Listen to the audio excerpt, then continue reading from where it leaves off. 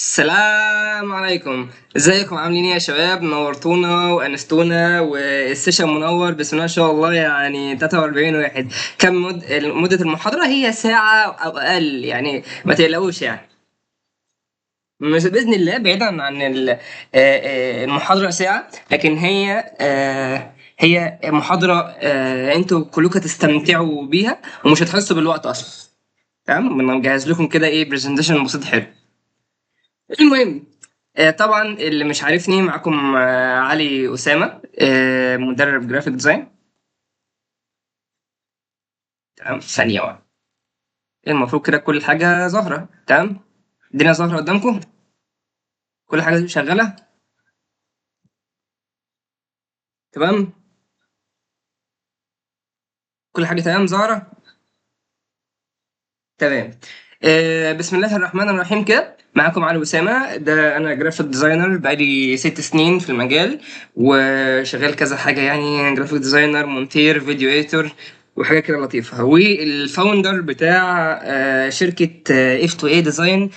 شركة اف 2 اي ديزاين زي ما انتم عارفين، او الناس اللي مش عارفة، هي شركة بنعمل محتوى الجرافيك ديزاين والفريلانس والتسويق، ونعلم الناس ازاي بتسوق نفسها وازاي بيعملوا ماركتينج، وازاي برضو انها تتعلم جرافيك ديزاين محتوى سهل وبسيط وايه وفي وقت قليل. حرفيا بنديهم الخلاصه وبيتعلموا بيها باسرع وقت ممكن. تمام. تمام، زي الفل. هنعمل ايه في المحاضرة دي؟ طبعا هنتعلم مع بعض ازاي نسوق لنفسنا، وعن طريق اللي انتوا شايفينه ده ما تتخضوش منه، دي مايند ماب بسيطة، هنبدأ واحدة واحدة وهنوصل لمستوى عالي بإذن الله، بحيث كلكم تكونوا فاهمين وتفكيركم يتغير من ناحية الماركتينج والسيلز والسوق بشكل عام عامل ازاي. تمام. اهم حاجه بس قبل ما نبدا، جاهزين؟ الدنيا تمام؟ جاهزين؟ متحمسين؟ شغالين؟ امشي طيب؟ الصوت واضح؟ ناس، يلا تمام، جاهزين؟ تحفه. تمام. تمام زي الفل. هنبدا اول حاجه طبعا هنا. في اي بيزنس، او انا عايز افتح اي حاجه انا عايز اعملها، انا عايز ايه؟ انا مين وعايز ايه؟ طيب تمام، جميل جدا. آه، قسمين، في حد الناس عايزه حاجه او ليها هدف معين، وناس مش عايزه. زي يعني، بص في هنا ايه، انا مش عايز حاجه. تمام. فانا اكيد بنسبه كبيره قوي الناس اللي موجوده هنا معايا في اللايف، كلكم عايزين حاجه، كلكم عايزين توصلوا لهدف معين، كلكم عايزين شيء معين توصلوا له. فطبعا انتوا مش الشخص اللي مش عايز حاجه ده، انتوا مش الشخص ده. ف فاحنا مش الشخص ده. فلو انت الشخص ده، اقفل كده، انت مش هتستفاد حاجه. تمام. فاكيد احنا مش الشخص ده، احنا كلنا موجودين هنا عشان نتعلم حاجه معينه، عشان نطور نفسنا في جزئيه معينه، وعلشان ايه؟ نوصل لهدف معين احنا عايزينه. طب تمام جدا. طيب حلو. هنا ايه؟ انا عايز ايه وانا مين؟ طب حددت انا عايز ايه؟ هحكي لكم حكايه بسيطه كده. انا كنت قاعد مع صاحبي. تمام. فكنت بقول له انا لو بقى معايا فلوس وبقيت مليونير، انا عايز السوبر كار. سوبر كار دي اللي هي ايه؟ فيراري ولامبورجيني وبورش والكلام ده. تمام. طيب صاحبي قال لي ايه العبط ده؟ انت بتقول ايه؟ لا طبعا، ايه التفاهه اللي انت عايزها دي؟ انا مش عايز سوبر كار. تمام. انا عايز فيلا، وعايز مكان شغل، وعايز استثمر في كذا كذا كذا. تمام. طيب ماشي، وانا وهو فضلنا ندب خناقه مع بعض. لكن طبعا مين فينا الصح؟ مين فينا الصح؟ هل انا صح وهو غلط؟ هل انا غلط وهو الصح؟ بالعكس، هو عارف هو عايز ايه، وانا عارف انا عايز ايه. طيب جميل جدا. هو قال لي انا عايز 100,000 جنيه في الشهر، علشان دول هيخلوني اقدر اشيل البيت وابسط نفسي وعيلتي، واقدر اقضي معاهم وقت، ومش انا اللي نفسي افتح بيزنس خاص. تمام. يعني انا مش عايز افتح بيزنس خاص بيا، انا عايز بس شغلانه بمرتب 100,000 جنيه يدخلوا لي في الشهر 100,000 جنيه. تمام. تمام. هو ليه وجهة نظر، هو عارف عايز ايه. انا بصيت. الصوت مش شغال؟ الصوت شغال. صوت شغال. تمام. تمام. فانا جه الدور عليا أنا بقى، يعني انا كنت عايز بقى ايه، كنت بقبض مثلا 2000 ونص في شركه، كنت شغال في شركه وبقبض مثلا ايه فيها 2000 ونص. لا، فانا قلت لا، انا مش عايز 2000 ونص، انا عايز اكتر وجبته. انا عايز اكتر وجبته، عايز اكتر. طيب انا مش مبسوط ليه؟ انا كل شويه عمال اتعلم حاجه جديده، اتعلم برامج جديده، اتعلم مهارات جديده، اخد كورسات، اقدم في منح، وادخل في بروجرام، ادخل في تيمات، وفي الاخر انا مش مبسوط، انا مش مرتاح. تمام. فايه السبب؟ السبب هو بكل بساطه ان انا مش مبسوط. ليه انا مش مبسوط؟ يعني بص، انا لسه بس، فبدل 2000 جنيه 2500. طيب فوق ال 2000، 2000 فوق ال 2000 ونص اللي انا عايزه، فكده باخد كده ايه، 5000. لا احنا، هو المقدمه مش طويله، المقدمه مش طويله، احنا بدانا بالفعل. انا نفسي بس في 2000 ونص، فوق ال 2000 ونص اللي انا باخدهم، يبقى كده معايا 5000 جنيه. طيب ماشي، جبتهم. انا نفسي في 10000 جنيه، جبتهم. نفسي في مليون. انا ليه مش مبسوط؟ انا مش معايا مليون، انا دلوقتي بتكلم عادي انا مش معايا مليون. حد فيكم دلوقتي هيجيبني عين هيوقعني الارض، اللايف هيقفل. انا مش معايا مليون. ماشي. فيحصل ايه؟ انا ادركت حاجه، ان انا الموضوع ملوش علاقه بالفلوس. الموضوع طلع ان شخصيتي واحد بيحب يجرب حاجات كتير ومالتي تاسكينج، ولما بيحترف او بيحترف شغلانه او بيحترف برنامج ما، بيحترف الحاجه، بيحب يتعلم الاحسن منها. يعني انا اتعلمت فوتوشوب، طب تمام. اتعلمت ادوب بريمير بتاع المونتاج، تمام. اتعلمت ادوبي افتر افكت، تمام. فانا ادركت ان الفلوس دي طلعت باي برودكت. يعني ايه باي برودكت؟ دي حاجه بتيجي تلقائي بسبب اللي انا بعمله. كل ما اتعلمت اكتر واحترف في المجال اكتر، الاقي شغل جاي لي في المجال ده اكتر واكتر بفلوس اكتر. فاهمني؟ طب تمام. طيب الفلوس دي بتيجي منين؟ احب اخدك كده معايا يا صديقي، واقول لك حاجه واحده. جاهزين تدخلوا عالم البيزنس؟ جاهزين؟ جاهزين ندخل؟ يلا. فاهمين؟ الدنيا تمام؟ مبسوطين؟ زي الفل. المفروض هنا تدخلوا عشان الناس ماشي. هنبص هنا، هنقول كلمة بسيطة. وات از بيزنس؟ وات از بيزنس؟ البيزنس ده عبارة عن ايه؟ البيزنس ده يا صديقي بكل بساطة هو business is other people money. البيزنس ده هو الفلوس الناس التانية. طب جميل جدا. فعرفنا ان البيزنس هو فلوس الناس التانية. طيب عندنا سؤالين مهمين جدا. تمام. انا هبيع ايه وهبيع لمين؟ ده سؤال واحد لازم تساله لنفسك قبل ما تفتح اي بزنس خاص بيك او تشتغل كفريلانس. انا بعرف اعمل ايه كويس؟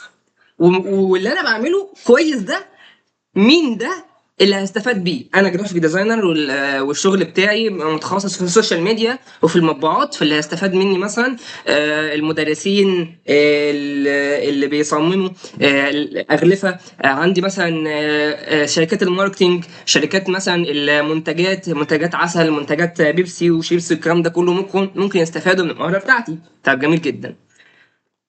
حلو. طيب انت ما خدتش بالك من حاجه. ايه الحاجه بقى؟ وهو ان في اشخاص او شخص بيعمل نفس اللي انت بتعمله، لكن او كذا حد بيعمل نفس اللي انت بتعمله، مثلا انا كعايب كذا حد بيصمم جرافيك ديزاين، لكن انت تلاقي واحد بيبيع التصميم بتاعه ب 200 جنيه، التاني بيبيع التصميم ب 500، التاني بيبيع التصميم ب 1000 جنيه. ايه الفرق؟ ما هتلاقي التلاتة نفس الكواليتي ونفس الشهرة، لكن ايه الفرق؟ هقول لك الفرق دلوقتي. وهو ان احنا مثلا عندنا ثلاث اشخاص بيبيعوا ايه؟ بيبيعوا كار بروتكشن. كار بروتكشن ده اللي هو ايه؟ الحاجات اللي بتبقى على العربيات والنيون والكلام ده. تمام. فانا هبيع كار بروتكشن. تمام. بس الشخص الاولاني ده، الشخص الاولاني هيبيع كار بروتكشن لمين؟ هيبيع كار بروتكشن لناس ما عندهاش عربيات. لا، ده غلط. ده خلاص يعني، ده مبيعاته وربحه وفلوس اللي هتجيله مفيش فلوس، محدش يعرفه. هو بيبيع المنتج الصح، بيبيع المنتج الصح اللي هي الكار بروتكشن، اللي هي النيون والاضاءات بتاع العربيه للشخص الغلط. فاهمني؟ اللي هو انت بتدي معلومه صح للشخص غلط. فاهمني؟ مش هيلاقي حد يبيع له. فده ايه؟ فاحنا مش الشخص ده، احنا مش عايزين ده. طيب ماشي، نيجي لاتنين تانيين بيبيعوا نفس المنتج. تمام. بس ده هيبيع لناس عندها عربيات. تمام. وده هيبيع لناس عندها سوبر كار، بورش وفراري. طب جميل جدا. فتلاحظ ان ده دخل في اليوم بتاعه الاسبوع بتاعه 1000 دولار، وده دخل في الاسبوع بتاعه أو الشهر بتاعه $1,000,000. ايه الفرق؟ لو بصينا على الفرق، وهو انت ليه عايز تشتري مني. يعني انا استهدفت العمله، استهدفت الناس اللي عندها عربيات، وانا استهدفت الناس اللي عندها بورش فراري. لا، مش مكان البيع. اللي هو انت ليه عايز تشتري مني. لو بصيت للناس اللي عندها عربيات عاديه، تمام، ده ليه سبب معين علشان يشتري الكار بروتكشن. والناس اللي عندها بورش وفراري ليها سبب تاني خالص انها تشتري كار بروتكشن. طب ايه السبب؟ لو رحنا للناس اللي عندها عربيات عاديه وعايزين نقنعهم ان هم يشتروا الكار بروتكشن بتاعنا، هنقول ايه؟ انت لازما انت لازما انت محتاج كار بروتكشن في الزمن اللي احنا فيه ده، علشان لما تيجي تبيع العربيه ما يجيش واحد ينزلك في سعرها 50,000 جنيه. تمام؟ زي الفل. ده للناس اللي عندها عربيات عاديه. تمام؟ الدنيا مفهومه؟ طيب ماشي. طب الناس بقى اللي انا ببيع ليهم لبورش وفراري، الناس دي بقى هقنعها ازاي؟ انا هقنعها ازاي؟ هقنعها بحاجه بسيطه جدا، وهو انت محتاج كار بروتكشن عشان ما ينفعش الناس تشوف البورش بتاعك او الفراري مخدوشه كده. تمام. منظرك ايه قدامهم؟ دي بورش برضو، صح ولا غلط؟ ما ينفعش البورش الفراري دي عربيه غاليه ومنطقه هاي كلاس، ما ينفعش يبقى ماشي من غير كار بروتكشن. اه انا عامل شير سكرين. تمام.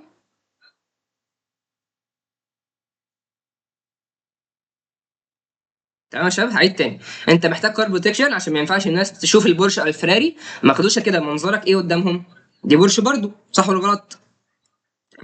فاحنا لو بصينا هنا سبب الناس اللي عندها عربيات عاديه تشتري كار بروتكشن ده سبب، وهنا السبب تاني خالص. احنا ما قلناش ان مكان البيع خالص، ما جبناش سيره مكان بيع. تمام. طب بص، نفس المنتج، مش نفس السعر، مش نفس سبب البيع. خدتوا بالكم؟ تمام. طيب الفلوس بالنسبه للناس دي ايه؟ قبل ما ندخل الجزئيه دي، انا حابب اعرف بس الدنيا مفهومه، الدنيا شغاله، فاهمين؟ نكمل؟ امشي؟ ما امشيش؟ تمام. طيب الفلوس بالنسبه دي للناس دي ايه؟ حد يقول لي كده، الفلوس بالنسبه لك ايه؟ الفلوس بالنسبه لي انا كعلي، الفلوس بالنسبه لنا ايه بقى في الطبيعي؟ لا شاركوني، اكتبوا في الكومنتات الفلوس بالنسبه لنا ايه. عمله، كل حاجه تمام، قيمه تمام. بالنسبه لي عشان اعرف امشي حياتي وعايز اجيب حاجاتي. طيب تمام ماشي. لو بصينا كده، الفلوس حاجه تعبوا جدا علشان يجيبوها. تمام. الفلوس حاجه بتضمن ان هم يعيشوا ومش هيموتوا من الجوع. تمام. وسيله للعيش، العيش ولا العيش، ايا كان، حاجه هم بيحبوها. تمام. طيب يا نهار ابيض، انا ازاي هاخد حاجه من حد بالنسبه له هي اهم حاجه في حياته؟ ده مستحيل. انت متوقع ان انت حد هيجي ياخد منك حاجه غاليه عليك؟ تمام. مستحيل، صعب. دي حاجه احنا بنعيش بيها. طيب انت دلوقتي عايز تاخد منه فلوسه، او عايز تاخد فلوس الناس، وعايز كده، عايز يبقى ايه، تمد ايدك في جيب الراجل تاخد منه فلوسه والراجل مبسوط. فانت مش هتعرف تعمل كده غير لما تفهم الناس بتشتري لبس وجزم وبتدفع فلوس في حاجات كتير بالنسبه لي انا كعلي تافهه. هي بالنسبه له هي بالنسبه لي تافهه، بس بالنسبه له ليهم مهمه. فاهمني؟ انا كشخص علي انا شايف مثلا ان الكوتشيات والنضارات والحاجات الاكسسوارات دي حاجه تافهه. تمام. وبقول لصاحبي لما بيشتري كوتشي ب 1000 جنيه ولا 1000 1200 جنيه، بقول له انت ليه كل ده على كوتشي؟ تمام. وافضل اعاتبه. يقول لي يا ابني ما تنكدش عليا، انا بحب كده، انا عايز كده، عاجبني الكوتشي وعاجبني، فمالكش دعوه وما تنكدش عليا. فانت لو فهمت هما بيشتروا ليه لبس وجزم وبيدفعوا فيه فلوس بالالافات، تمام، في حاجات انت بالنسبه لك ممكن تكون تافهه، هتعرف ازاي تاخد منهم فلوس. تمام. زي مثلا فكره الانمي، صح؟ واحد بيشتري منها كتير والتاني مش مهتم بيها. بالظبط. تمام. ما بين طبعا حاجه زي البيزنس بتاعك او زي المونتاج او زي الجرافيك ديزاين، لما تيجي تحاول تقنعه وهو مش بيقتنع، فهنعرف ازاي في السيشن دي ازاي نحاول نقنع العميل ويقتنع بالشغل بتاعنا. اه، والايفون بنفس الكلام. تمام. طيب يبقى هما الناس بتشتري الحاجات دي لسبب تاني خالص. هنيجي هنا. انا مثلا لو انا اتجوزت، انا هشتري ورد لمراتي علشان اشوفها مبسوطه وانا شايفها مبسوطه. احساس ايه؟ احساس السعاده. انا هفتح شركه، واحد تاني فبيقول لك ايه، هفتح شركه، فانا محتاج حد يعمل لي براندنج وهي بصريه، وهكلم شركه اف تو اي تعمل لي ده، عشان لازم الشركه تكون ناجحه، مش عايز فشل، مش عايز يحس بالاحساس بتاع الفشل. تمام. فهيكلم شركه اف تو اي تعمل له الكلام ده عشان عارف ان هي هتطلع له البراند بتاعه بشكل نظيف وحلو. تمام. هنا بقى انا هشتري قطوطه. فلان هيشتري اشطوطه باللوتس ب 150 جنيه ولا اكتر، عشان هو جعان ونفسه فيه، ونفسه في حاجه مسكره. بس على فكره رهنك ب 1000 جنيه ان هو مش هيموت لو ما كلهاش، بس هو نفسه فيها. تمام. احساس ايه؟ احساس اللي هو الشبع وانه نفسه في الحاجه مسكره. نيجي هنا. فلان، انا هاخد كورس جرافيك عندي اف تو ايه عشان هيخليني حد متمكن من برامج الجرافيك، واعرف اطلع شكل البراند بتاعي والبيزنس بتاعي بشكل لطيف وزي ما انا عاوز، لان شكلي قدام الناس التانية مهم، وهحس بالانجاز. ليه؟ عشان أنا شخص جامد وبحب احساس الانجاز. تمام. اخر واحد، وده واحد صاحبي، هيشتري ماوس جيمنج جديد ب 8000 جنيه لوجيتك، عشان يبقى بتاعه ويعرف يلعب بيه كويس في مسابقات الاي سبورت. ليه؟ علشان يكسب. احساس ايه؟ المكسب والحظ. تمام. فبالنسبه لي كل الحاجات دي حاجات تافهه، وكل الناس دي عايزه الناس دي كلها بيحركهم حاجه واحده بس. ايه الحاجه الواحده اللي بتحرك الناس دي كلها؟ وهو الاحساس، اللي هو المشاعر. عرفت تتحكم في المشاعر وتحكم في مشاعر الناس. كل واحد فيهم عنده حاجه هو عايزها، وعنده حاجه هو يوصل لها، عايز يوصل لها، وفي حاجه وجعاه. فلو انت عرفت تتحكم وتبين للشخص ده ان انت هتعرف تحل له مشكلته وتسد الفراغ اللي عنده ده، انت خلاص عرفت تبيع. لقيت العميل وعرفت تبيع. تمام. زي الفل. اه بالظبط، النفسيه. حلو كده، انا فهمت دلوقتي الناس بتشتري ليه. انا دلوقتي هقدر ابيع للناس، وفهمت ان المشاعر هي اللي بتحرك الناس. عندك فلان مش عايز يفشل، فلان نفسه مراته تحبه عشان كده يجيب لها ورد، فلانه بتحب تتفشخر قدام صحابها عشان عايزه تجيب فستان حلو، فلان بيحب يكسب فهيدفع فلوس عشان يكسب. تمام. اللي هو ايه؟ اللي يروح يجيب ماوس.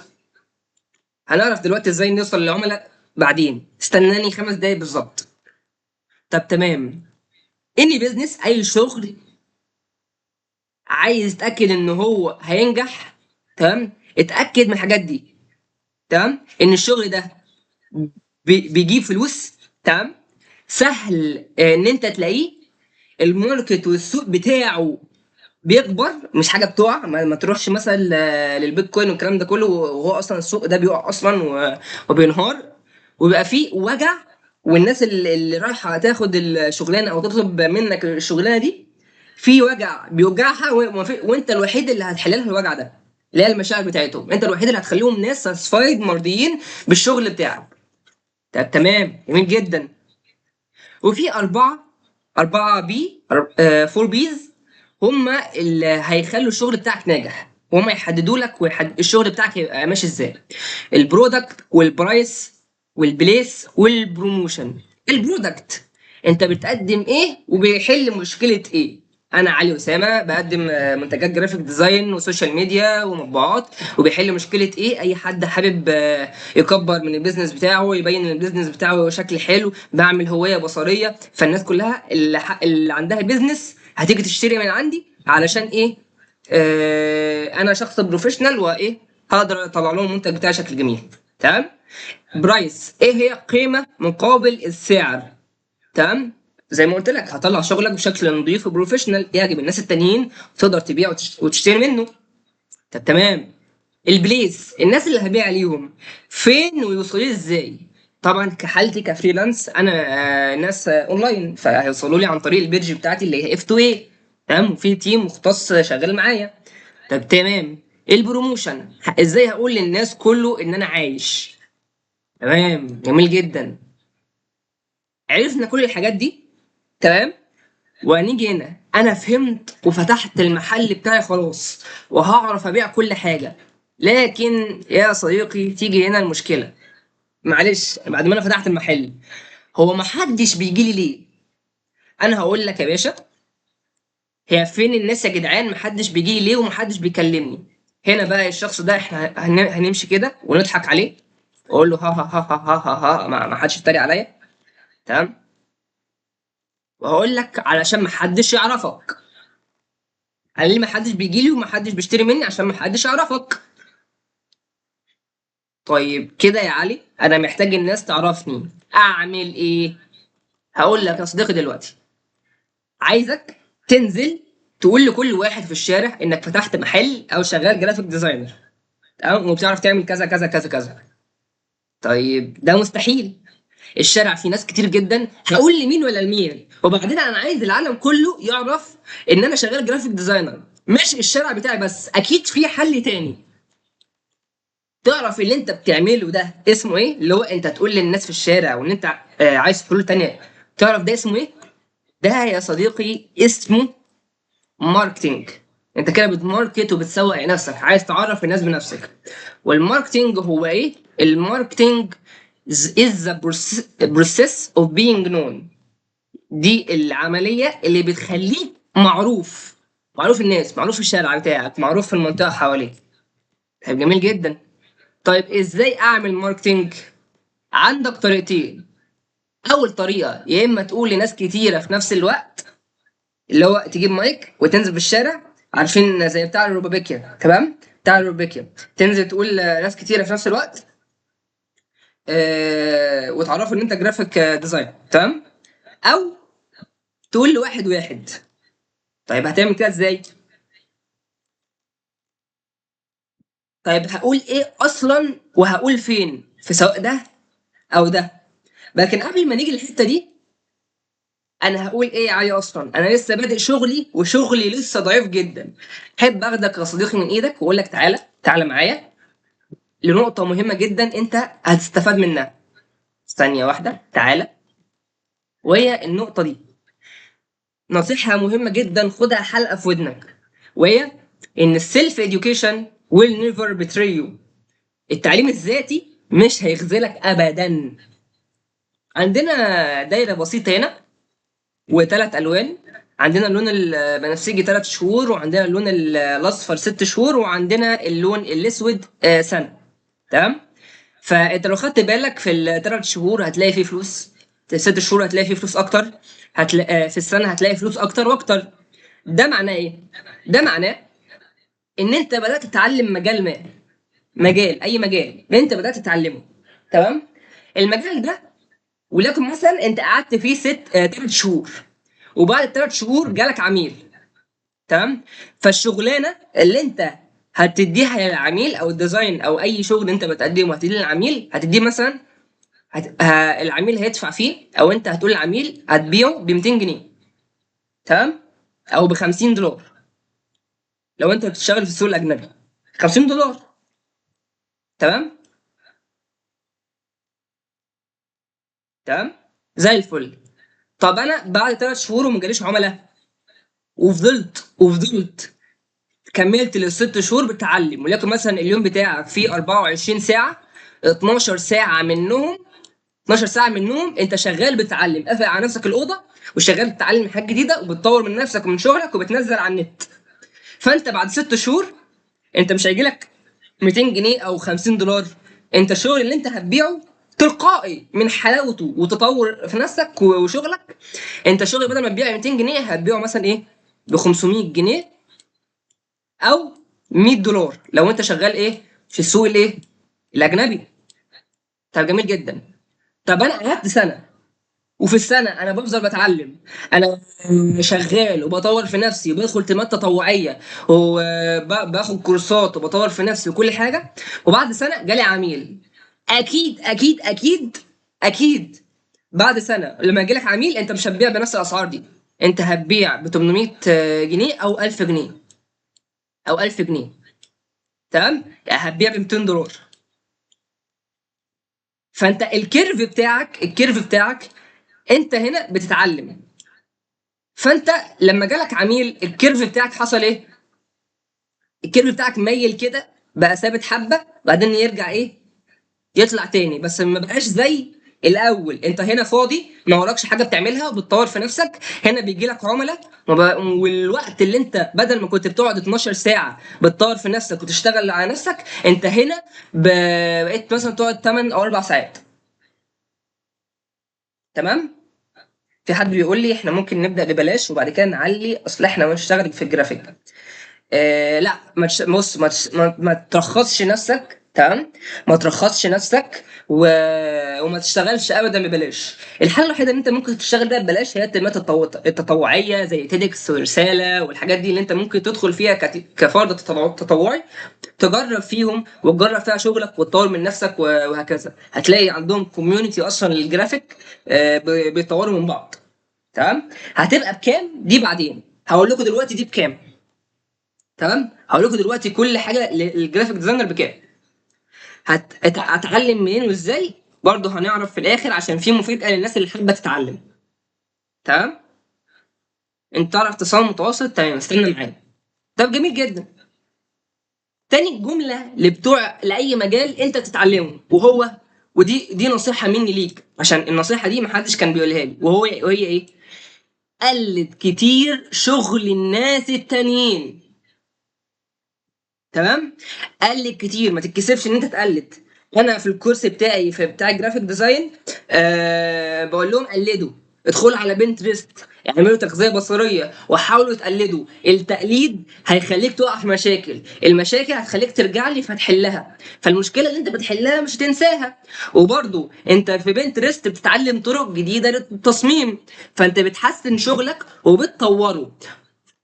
عندك مرحلة التعلم أو مرحلة الاحتراف والإبداع بتمر بكذا حاجة قبل الاحتراف والإبداع.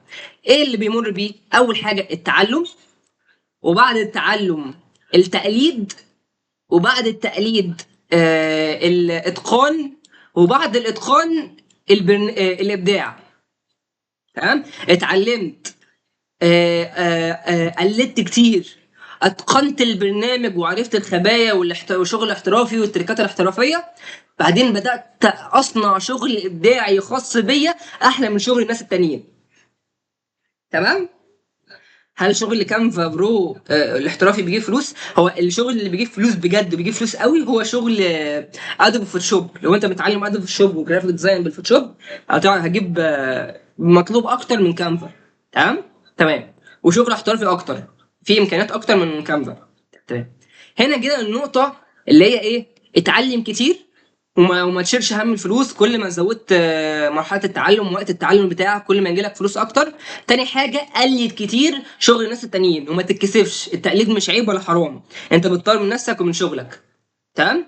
انا لحد دلوقتي كعلي انا بقلد ناس ليه؟ عشان بشوف فيهم شغل جميل جدا بحب اتعلمه فبقلده عشان اتعلمه. تمام، وده بيجي لي بالايجاب في شغلي. طيب جميل. هنيجي بقى هنا نكمل اللي احنا بنقوله وبنعمله، وهو ايه؟ بعد ما عرفنا الحل بتاعنا، طيب والبرمجه سوقها كويس زي الجرافيك؟ كله السوق كله بلا استثناء السوق بتاعهم حلو وكويس. تمام. طيب تمام. نيجي بقى هنا. طيب بعد ما اتعلمت كل حاجه انا وعرفت الناس، انا هقول ايه اصلا وهقول فين؟ يعني فين الناس؟ فين هقول؟ فين هقول؟ ازاي؟ احب اخدك كده بايدك، تعالى معايا هنا. لكن قبل ما نروح في جمله مهمه كنت عايز اقولها لك هنا، وهي ايه؟ الماركتينج هي الروح بتاعت اي بيزنس. لو ما لقيتنيش انا كعلي شغال بعمل ديزاينات او بقدم كورسات او بعلم الناس حاجه، او بمنتج او بتعلم، هتلاقيني دايما قاعد مع تيم الماركتنج بتاعي او قاعد مع نفسي بعمل ماركتنج وبجيب افكار اكتر عشان اخليني معروف اكتر للناس. تمام. طب تمام. نيجي هنا للخطوه الرابعه بتاعتنا. لكن قبل ما نبدا او نكمل، احب اعرف بس انتوا مبسوطين؟ فاهمين الدنيا؟ الشغل كويس؟ في فوق 46 شخص هنا، فحابب اعرف انتوا كويسين يعني؟ الدنيا مفهوم؟ او ما امشي واسيب لكم السيشن فمش عايزيني شرح وحش مثلا؟ انا متعلمه برمجه وجرافيك ومعايا شهادات وجوائز من الجمهوريه بس لسه ما اتشهرتش. هنقول لك ازاي تتشهري دلوقتي. ثانيه واحده، انا لسه بنقول الاول احنا ازاي نعرف الناس بينا. اي حد يبقى عايز حاجه يا شباب يكتب لي في الشات عشان مش هنعرف نفتح المايك. تمام. حد حابب يقول حاجه، يسالني في حاجه قبل ما نكمل؟ انا معاكم.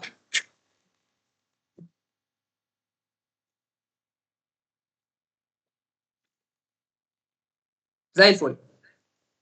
طب تمام. نكمل بقى.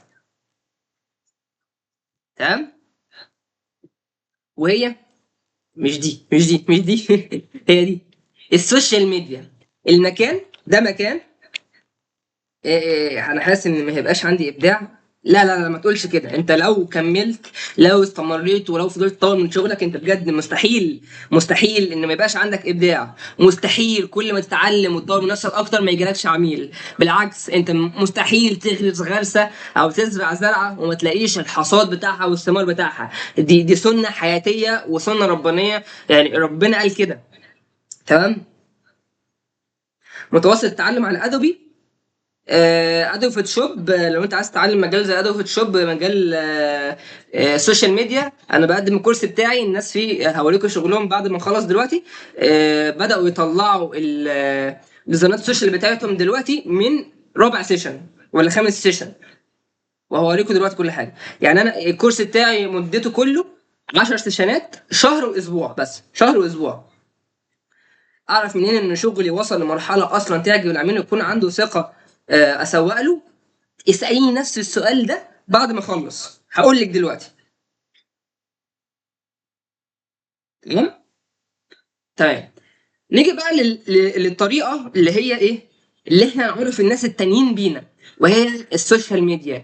السوشيال ميديا ده بقول عليه ده التلفزيون بتاع اليومين دول. ده التلفزيون. الناس زمان كانوا بيتفرجوا على التلفزيون، دلوقتي بقوا بيتفرجوا على السوشيال ميديا وحياتهم كلها على السوشيال ميديا. تويتر وبيهانس وتيك توك وانستجرام وفيسبوك. ده التلفزيون بتاع اليومين دول. فدول ينفع نكلم بيهم شخص واحد او نكلم ناس كتير. دول هم التلفزيون بتوع زمان. تمام. تمام. دول الطريقه اللي احنا هنخلي الناس بيهم تعرف ان احنا عايشين. نصحى كل يوم الصبح ننزل عليهم صباح الخير عاملين ايه، انا علي اسامه شغال جرافيك ديزاينر، وادخل وبعدين اقفل واكمل شغل. صباح الخير تاني يوم، صباح الخير انا بعرف اعمل جرافيك ديزاين وده شغلي، اللي عايزني يتواصل معايا، واقفل واكمل شغل وتطوير في نفسي. صباح الخير. كل يوم كل يوم بنفس الطريقه، وكل يوم في ناس مهتمه انها مهتمه بيك وبالشغل اللي انت بتعمله وهيتابعوك. تمام. تمام. فدول كلهم هدفهم حاجه واحده، ان انت تاخد الاتنشن. يعني ايه تاخد الاتنشن؟ انا وانا صغير كنت بستغرب جدا وانا ماشي في الشارع بلاقي محل جزاره، محل صغير جدا، محل جزاره صغير جدا بيفتح جديد، بلاقيه عمل فرع نور. حرفيا عمل فرع نور من اول الشارع لحد اخر الشارع، وهو المحل اصلا متر في متر صغير. تمام. فانا مستغرب اللي هو انت ليه بتعمل الكلام ده كله وعايز الناس تشوفك؟ عرفت ساعتها ان هو بيدور على حاجه واحده، بيدور على الاتنشن، على لفت الانتباه. هو بيدفع فلوس وبيعمل حمله ماركتنج كبيره، اللي هو بيعلق نور وبيشغل دي جي واغاني. فالناس وهي ماشيه، تمام، اللي هو يكون محل هنا اهو، فالناس وهي ماشيه عينيها، وعادة المحل، عادة المحل خلاص عينيها بتروح على المحل برضه. ليه؟ انا ماشي عينيا على المحل، وبعد ما عديت المحل انا عينيا على المحل برضه. فهو ايه؟ جذب الاتنشن. فلو انت عرفت ان انت تخلي عينين الناس عليك وعلى شغلك، خلاص الف مبروك، انت جالك فلوس. جات لك الفلوس خلاص، خلت الناس تهتم بيك وشغلك وتبقى مشهور، وتعرف الناس بيك، خلاص انت جبت الاتنشن، انت جالك فلوس، هيجي لك فلوس لا محاله. طب تمام. او انا مثلا اهو بعمل ديزاين سوشيال ميديا ونزلته على النت كل يوم، بنزله على منصات مختلفه، بنزله على فيسبوك وانستجرام وتيك توك، تمام، وبنزله كل يوم والناس بتعجبها، ديزاين حلو. فالديزاين اللي احنا بنعمله او الشغل اللي احنا بنعمله، عايزين كده ان عيون الناس تبقى عليه، ولما عينيها تيجي على الديزاين بتاعنا او الشغل بتاعنا، ما يبقاش عندهم غير كلمه واحده يقولوه، كلمه واو. السيشن اصلا مدتها صغيره، يعني فاضل حوالي كام؟ فاضل حوالي نص ساعه ولا حاجه. تمام. تمام. تمام. ده لازمه اي مجال احنا بنتكلمه او بندرسه، عايزين نجيب منه فلوس، وهو ايه؟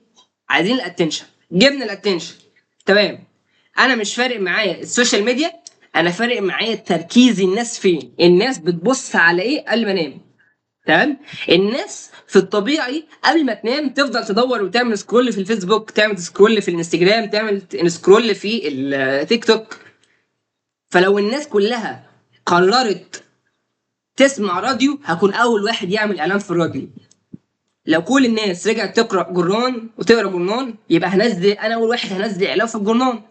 لو كل الناس بتبص في السماء قبل ما تنام، انا هعلن عن شغلي وهعمل اعلان في السماء. ليه؟ خلاص انا جذبت الانتباه، والناس عيون الناس كلها بقت عليا. طيب انا بخاف، هنيجي هنا الجمله المفيده جدا. انا بخاف اعمل ماركتنج لنفسي، مش بحس اني كواليفايد او شغلي كويس قوي للشغل. احب اقول لك تعالى، تعالى، تعالى اوديك هنا مطرح ما انا كنت. افضل اتعلم، افضل اتعلم ونزل شغلك، افضل اتعلم ونزل شغلك مهما كانت المده اللي انت هتتعلمها. افضل اتعلم ونزل شغلك وما تستعجلش. تمام. الناس اللي بتستعجل، واول لما بيتعلموا مجال او بيتعلموا حاجه واول ما بيتعلموا مجال او يتعلموا حاجه وينزلوا شغلهم على طول، وهو عارف انه شغله وحش وما خدش الوقت الكافي للتعلم، انت كده بتخلي الناس او بتقول للناس انت اهو، تمام، انت اهو، وبتقول للناس التانيين، الناس ايه؟ ناس كتيره واقفه، ايه؟ ناس كتير واقفه، ايه؟ الناس هناك كتير واقفه. بصوا يا جدعان، بصوا يا جدعان، قد ايه انا شغلي وحش. تمام. ما دام انت ما خدتش فترتك في التعلم او ما طورتش من نفسك، وبس انت خدت كورس اي كلام وبنزلت شغلك وعايز تجيب فلوس، فانت بتقول للناس بصوا يا جدعان قد ايه انا وحش. فاحنا مش عايزين كده. فاحنا بقول لك ايه؟ انا بقول لك خد فترتك في التعلم وخد راحتك. تمام. وزي ما قلت لك، انت كل ما خدت وقتك، كل ما خدت فرصتك في التعلم، انت النسبة شغلك هيتحسن، معرفتك هتزيد، وفلوسك هتزيد. نرجع بقى اللي احنا ايه كنا بنقوله، اللي هو هنا الماركتينج حاجه بعرف بيها الناس ان عايش لسه ما متش. طيب انا يا علي، انا بعد ما نزلت ما حدش اشترى مني حاجه خالص، فزي ما قلت لك كده ارجع تاني واتعلم. تاني حاجه، زود دايره معارفك وصاحب اللي شبهك والناجحين اللي زيك. صاحب الشطار علشان تبقى شاطر. مش انتوا تسمعوا النصيحه دي بتاعت الامهات وبتاعت عيلتنا، لما كان والدي ووالدك وعيلتي وعيلتك بيقولوا لنا كده: صاحب الشطار، صاحب الناس المحترمه، علشان تبقى شاطر زيهم، تبقى محترم زيهم. تمام. بالظبط. كل ما صاحبت ناس لها علاقه بالمجال بتاعك، كل ما تابعت ناس يوتيوبر وفريلانسر بينزلوا شغلهم وبتتفرج على شغلهم وبتتناقش معاهم، كل ما حوطت نفسك بالناجحين هتبقى ناجح زيهم. كل ما حوطت نفسك بجرافيك ديزاينر شاطرين هتبقى جرافيك ديزاينر شاطر زيهم. كل ما حوطت نفسك ببتوع الماركتنج اكتر، كل ما عرفت تماركت نفسك اكتر. فدي نصيحه. حد بيقول لي انزل فين وماركت ازاي؟ طبعا انتوا عارفين بيدج اف تو ايه. انا عايزك تعمل بيدج زي بيدج اف تو ايه ونزل فيها شغلك. تمام. انا قلت لك نزل فيها شغلك بس ما تماركتش لنفسك. يعني ايه تماركتش لنفسك؟ يعني انت شارك الناس رحلتك ونزل فيها شغلك اول باول. وشغلك الحلو ماركت بيه، شغلك الوحش عادي سيبه على جنب. مش مهم الناس يعني نزله برضو. بس بين الناس تطورك وتطور شغلك واحده واحده. تمام. وما تضحكش على الناس. تمام. هنا زي ما قلنا انا يا علي بعد ما نزلت ما حدش اشترى مني اصلا خالص. احب اقول لك زود دايره معارفك وصاحب اللي شبهك والناس الناجحين في مجالك وصاحب الشطار عشان تبقى شاطر. واخدك من ايدك كده واقول لك ايه؟ ارجع لهنا وتعلم زي ما قلت لك. هنا الجزء ده اهم جزء في المحاضره كلها وهو الجزئين دول. تمام. يعني اي كورس ناخده ما نعتمدش عليه اعتماد كلي ولازم يكون في تعلم ذاتي بالظبط. زي ما في ماركتنج ذاتي او تسويق ذاتي لنفسك، انت لازم برضو تتعلم ذاتي. انا الناس اللي عندي في السيشن او في الكورس بتاعي بنصحهم نصيحه بقول لهم ايه؟ انا اديتك كل حاجه. انا اديتك كل حاجه وعلمتك كل حاجه. دورك انك تطور من نفسك. وانا موجود اساعدكم سواء في الكورس او بره الكورس. كلمني وابعت لي، انا مش هبخل عليكم المعلومه. تمام. وبديهم طرق ازاي يطوروا من نفسهم. تمام. جميل جدا. هنيجي بقى لحته مهمه جدا هنا. والحته دي بقول لكم بليز اوعى حد يعملها وانت بتنزل شغلك على النت او فتحت صفحه زي صفحه اف تي دي وتنزل شغلك فيها. تمام. انا عايز اطلب منكم كلكم طلب. اوعى تضحك على الناس وتكذب عليهم. تمام. الحاجه الوحيده اللي هتنجح شغلك، الحاجه الوحيده اللي هتنجحك وتنجح شغلك هي الحقيقه. الحقيقه هي المكسب الحقيقي في اي ماركتنج، في لعبه الماركتنج. طيب واحد جالي بيقول لي علي الحقني انا مش عارف اسعر شغلي ومش بيجي لي اي شغل فريلانس. انا قعدت معاه في ميتنج ابص كده هو اتناقش معاه. تمام. هو ليه مش بيجي له شغل الكلام ده؟ فدخلت على البيدج بتاعته. تخيلوا انا لقيت ايه؟ انا لقيت مصيبه. لقيت كل شغله او كل الحاجات اللي بشوفها. بص على العميل اللي اشترى مني ودفع لي في الديزاين ده 1000 جنيه. شوف الديزاين عمل ايه. تمام. هو مش منزل حاجه والكلام ده ما حصلش. هو كان بيطور من نفسه وبينزل شغله مش اكتر. بص انا بدخل قد ايه من جرافيك من شغلي كجرافيك ديزاينر. تمام. هو هنا ضحك على الناس فما ينفعش تضحك على الناس. تمام. لما بتعترف بالسلبيه بتاعتك او الخطأ بتاعك انت هتلاقي الناس او المتابعين بتوعك بيشاركوك بالحاجه الايجابيه. كل واحد فينا بلا استثناء بيغلط وبيرتكب اخطاء وبيفشل كتير، لكن محدش عنده الشجاعه ان هو ينزل فشله وبيعترف بخطأه. انت لو نزلت فتره ان انت التطور بتاعك وشغلك ونزلت شغلك وانت بتطور من نفسك وقلت الناس شوفوا انا فشلت، الناس هتقول لك قال ايه ده؟ الله تصدق انا كمان انا فشلت برضه وغلطت. طب عاش عليك كويس ان انت نجحت وعرفت تتصرف. والناس تاني هيقول لك عاش عليك انا جنبك وبساعدك. هتلاقي ناس كتير بتساعدك وبتشاركك بتشاركك حتى في فشلك. هتلاقيهم كلهم بيساعدوك وبيسندوك. فكل ما قدمت عرفتهم ان انت في سلبيه حصلت. طب ما ثواني بقى خليني اكمل كلامي. خليني اكمل كلامي ما حدش يستعجل. لسه الاستعجال وحش. تمام. تمام. وبيقول لك بقى ان احنا هنا بنتكلم بس في الماركتنج بشكل عام ماشي. بيقول لك هنا في اي سباق في اي سباق طويل في اي سوق بيكون في اي سوق موجود في اتنين حصنه بيسابقوا مع بعض والعينين كلها عليهم.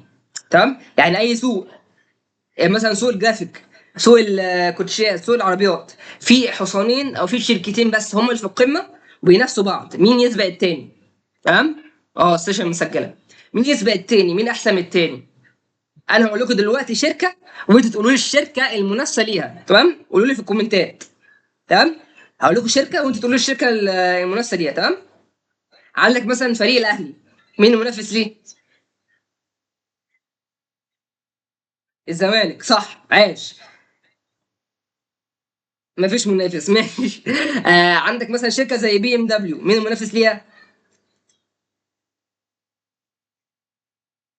مرسيدس صح. لا فيراري ايه، لا فيراري ايه، لا لا مش فيراري، مرسيدس. تمام. عندك شركه ايه، شركه بوما. شركه بوما بتاعت الاحذيه والكوتشيات والشباشب والكلام ده، شركه بوما مين المنافس ليها؟ اديداس، نايك واديداس. تمام. لو خدت بالك بقى من الحاجات زي ما انت قلت، في اتنين بينافسوا على القمه، في ناس، في اتنين العينين كلها عليهم.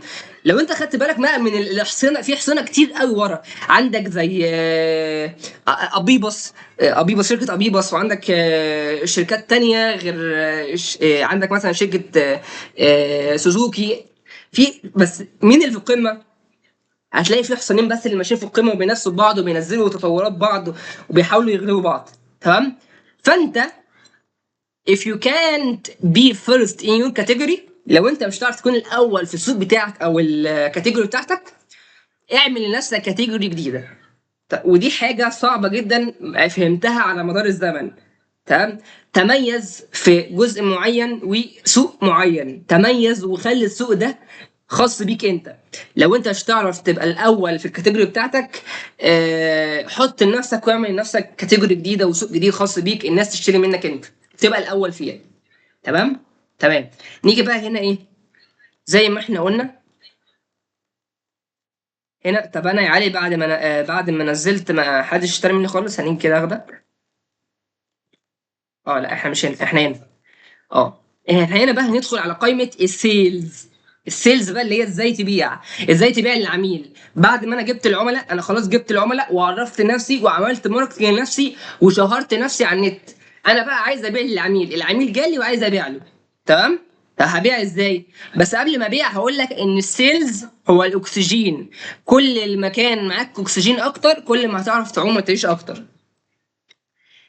ده الكلام. السيلز هو ايه؟ ده الكلام والخطوات اللي بعملها عشان اقنع اللي قدامي من غير ما يحس اني بقنعه. بقنع العميل اني بديله فلوس فهو يقتنع.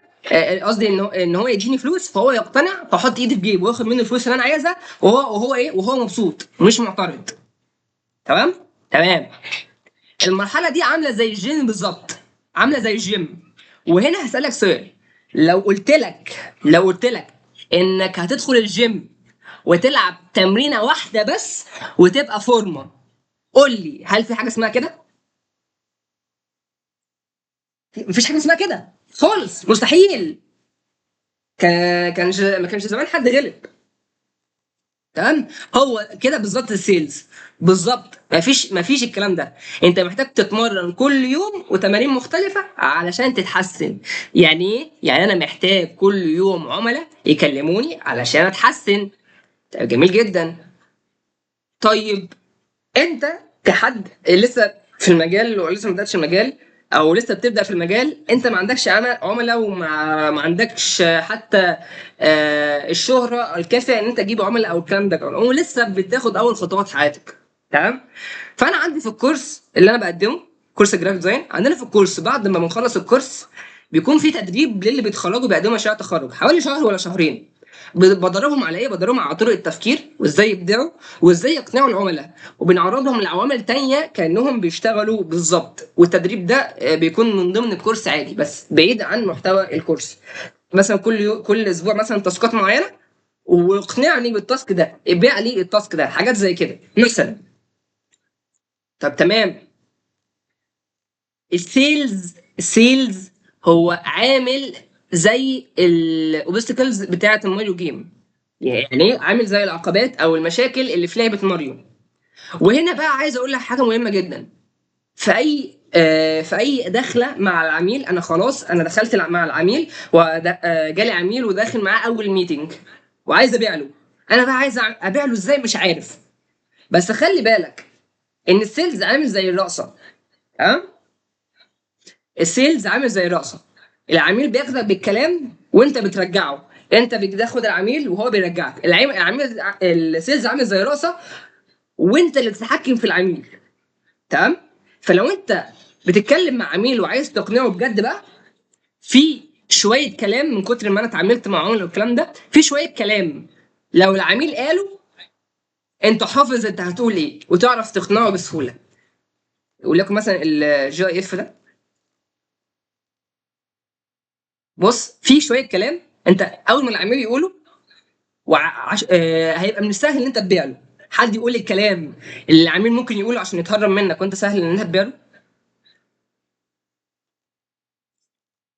العميل ممكن يقول ايه وانت تبيع له، او مثلا يحاول يسحب منك. ايه الكلام اللي العميل ممكن يقوله؟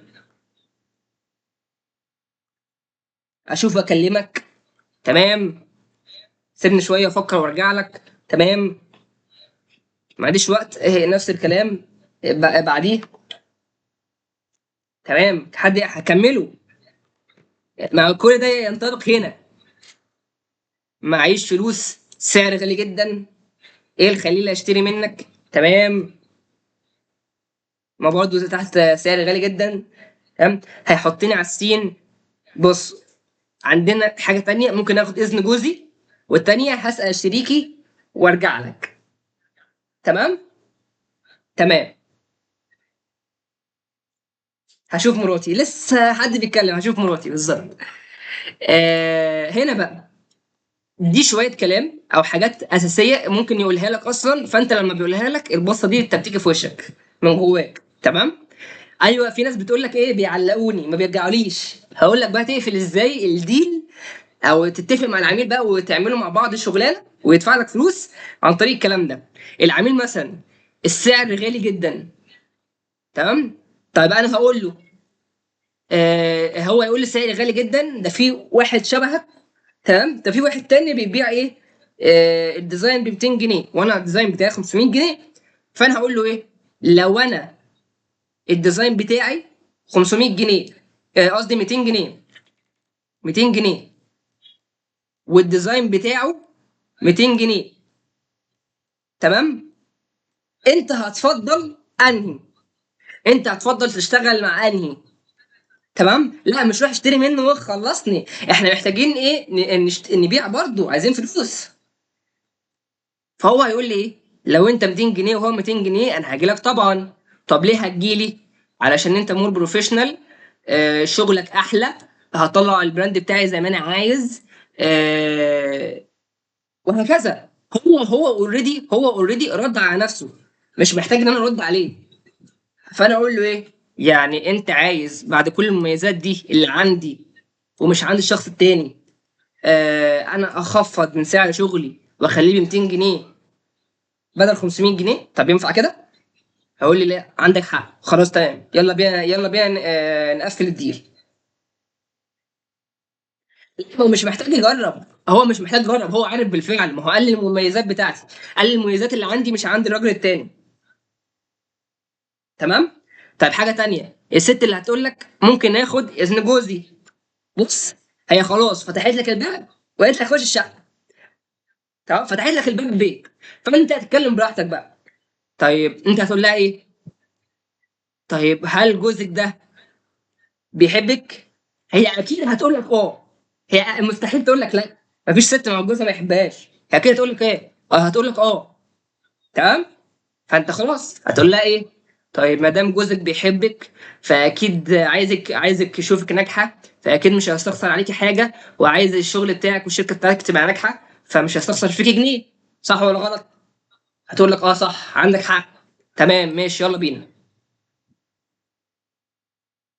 لو ما فكرش اصلا وقال روح لابو 200 جنيه، خلاص نحاول تاني، نحاول مع حد غيره، في حد غيره هيقتنع. اصل خلاص هو ساب ابو 200 جنيه وجالي انا.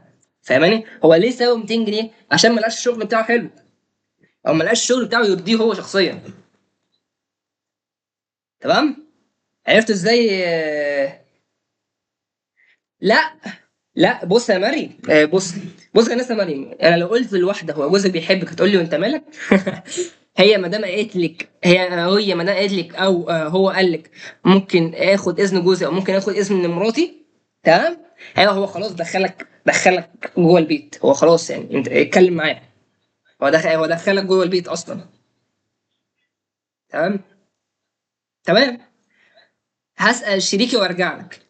طيب انا اقنعه ازاي هنا؟ قول له هو شريكك ده شغال ايه، او شغال كايه، او انت شغال في الشركه دي كايه للبراند ده. اقول لك انا شغال مثلا، هو ليه النص وانا ليا النص. طيب مين اللي في ايدي القرار؟ هيقول لك انا. طيب قول له بدل من قول له شريكك بيثق فيك. هيقول لك الشريك بتاعي بيثق فيا. طيب قول له ما دام انت شايف ان الشغل هيبقى حلو والشركه بيثق فيك وشايف ان انا هطلع لك الشغل حلو، طيب خايف من ايه؟ يقول لك عندك حق، يلا بينا. تمام، كل دي حاجات انا مجربها، يعني كل دي حاجات عن تجربه شخصيه.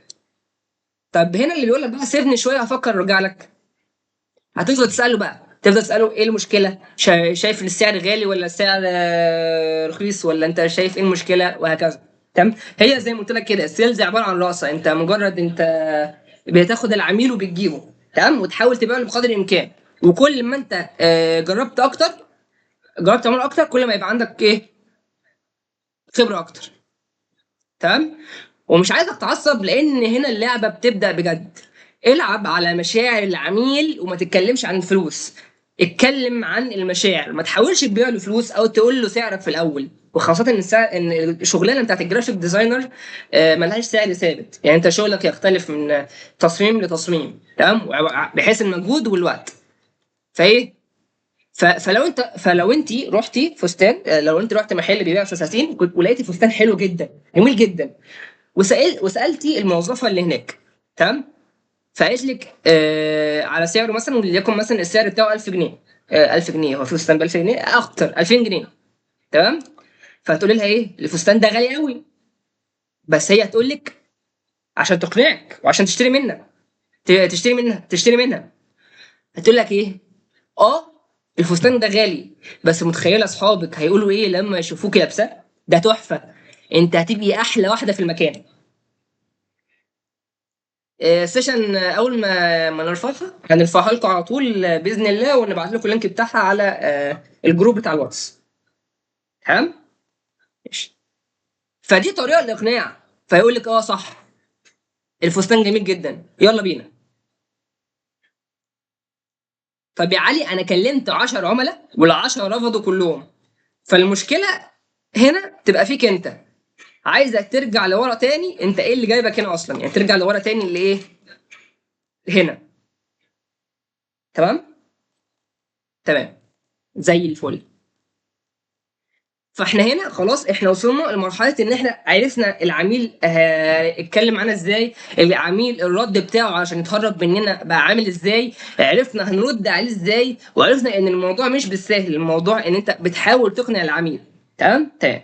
دلوقتي انا هقول لك الاسعار الثابته للجرافيك ديزاينر على حسب مستواهم. مثلا انا بادئ بقالي مثلا سنه ولا سنتين في المجال، فانا مثلا الشغل بتاعي شغل مبتدئين. يا نهار اسود، يا نهار ابيض، يا نهار ابيض. انا في واحد جاي يسالني دلوقتي فين العملاء اصلا، ولسه شارح له ماركتنج شويه ازاي تماركت لنفسك. طب استنى وهقول لك دلوقتي ازاي هجيب منين العملاء. تمام، اول حاجه ان المبتدئين بتوع الجرافيك ديزاين اللي بيتعلموا جرافيك ديزاين المبتدئين بيكون مجال الشغل بتاعهم بيبدا من 200 جنيه، من 100 ل 200 جنيه. الشغل المتوسط من اول 200 ل 250 جنيه فما فوق. تمام، الشغل الاحترافي من اول 250 جنيه ل 300. يعني اللي هطلب مني اعمله زي تاسك بالظبط. انا بعرف اعمل تصميم، طيب انا بعرف اعمل تصميم سوشيال ميديا متوسط، خلاص تمام. انت عايز تجيب عملاء بقى، افتح صفحه او افتح بيج او نزل كل يوم على الصفحات بتاعتك، سواء فيسبوك وانستا والتيك توك، كل دول عليهم ناس مهتمين، وما تكسلش، الموضوع كله التزام، التزمت هتنجح. النجاح ليه مليون باب مش 1000 باب، لكن علشان توصل للمليون باب دول لازم أن تعدي على باب واحد منهم اللي هو هيفتح لك باب الأبواب التانية اللي هو باب الالتزام. عرفت تعدي من باب الالتزام هتلاقي العملاء، هتلاقي الفلوس، هتلاقي النجاح. ونصيحة للناس اللي بتبدأ المجال أول مرة، أول شغل ليك هيبقى وحش، اول بدايتك في ان انت تدخل المجال والسوق هيبقى وحش، بدايتك في تعلم مهارة جديدة هيبقى وحش، بدايتك في الدراسة هتبقى وحشة. لكن هنا بقى تيجي الحكاية، هنا بقى بيجي الموضوع ان انت لو سبت نفسك ولو 100 قرن انت مش هتبتدي.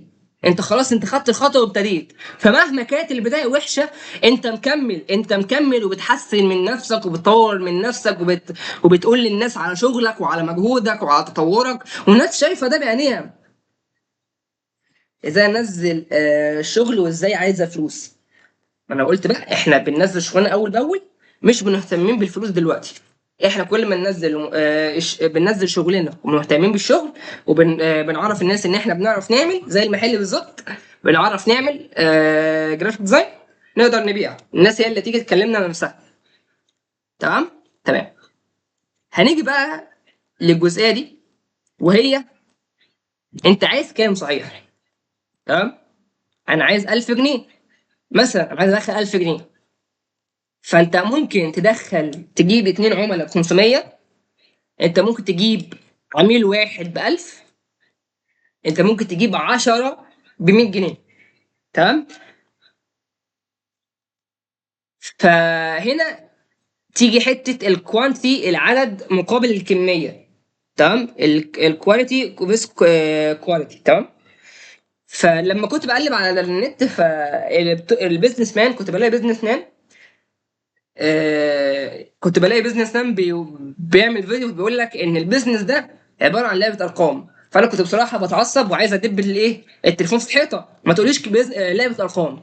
لغايه ما ادركت بالفعل ان هي لعبه ارقام بالفعل، وهو انت عايز مبلغ معين، فانت هتوصل له ازاي؟ توصل له 2 ب 500 ولا واحد ب 1000 ولا ب 10 ب 100. تمام. بس فاحنا كده خلصنا هنا. ما تبقاش بس غير مفاجاه موجوده بس في اخر السيشن، وهي طبعا لاي حد حابب يطبق مثلا على اللي احنا بنقوله ده، حابب يتعلم جرافيك ديزاين، حابب يتعلم فوتوشوب، حابب اي حاجه من الحاجات دي كلها. احنا عاملين كورس في اف 2 اي، وعاملين خصم على كورس بتاع جرافيك ديزاين اف 2 اي 400 جنيه بدل من 800 جنيه. كل اللي انك تعمله ان انت تعمل سكرين شوت للسكرين دي وتبعتها على البيدج، وهم ايه هيفعلوا الخصم على طول. تمام. نبدا بقى ايه مرحله. بصوا، دي كانت المايند ماب كلها، ودي ازاي نبدا. عرفنا ان احنا عايزين ايه وبنعمل ايه، لحد عرفنا ان احنا ازاي نماركت نفسنا على وسائل التواصل الاجتماعي وعلى السوشيال ميديا، ازاي نعرف الناس بينا ونعرف الناس بشغلنا، والاخطاء اللي لازم ما نعملهاش لو احنا هنشتغل. وفي الاخر ازاي ان البيزنس ده لعبه ارقام وبس. فللناس اللي موجوده في النت ماشي، في خصم، انا عامل خصم على كورس اف 2 جرافيك ديزاين، وفي برضه بنطبق على الماركتنج والتسويق وهكذا. الموضوع بيبقى مشروح اكتر، مفصل اكتر من كده، ومع تطبيق عملي. خصم على كورس اف 2 ب 100 جنيه بدلا من 800 جنيه. تمام. تمام. انا هاجي بقى ايه لحظه او فقره الاسئله بتاعتكم. انا كده خلصت، ومستني اشوف الاسئله واللي انتوا عايزينها. تمام.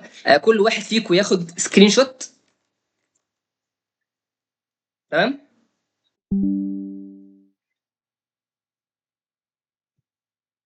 زي الفل. انا دلوقتي احنا كده خلصنا كل حاجه، وعرضنا كل حاجه ممكنه. عايز اعرف بس رايكم في السيشن بتاعت النهارده. عايز اعرف رايكم في السيشن بتاعت النهارده، ايه رايكم فيها، وهل انتم مبسوطين ولا لا؟ بص، حد بيقول لي هل يوجد مكان اوصل للدوبلاج مع الديزاين؟ تمام. اشترك، ادخل على الفيسبوك، اشترك في كل حاجه ليها علاقه بالدوبلاج، ونزل شغلك فيها. تمام. اي حاجه، اي مثلا اكتب كلمه دوبلاج، اعمل سيرش كده على كلمه دوبلاج. تمام. دي عشان ما خدتش السكرين، خد السكرين اهو، خد السكرين.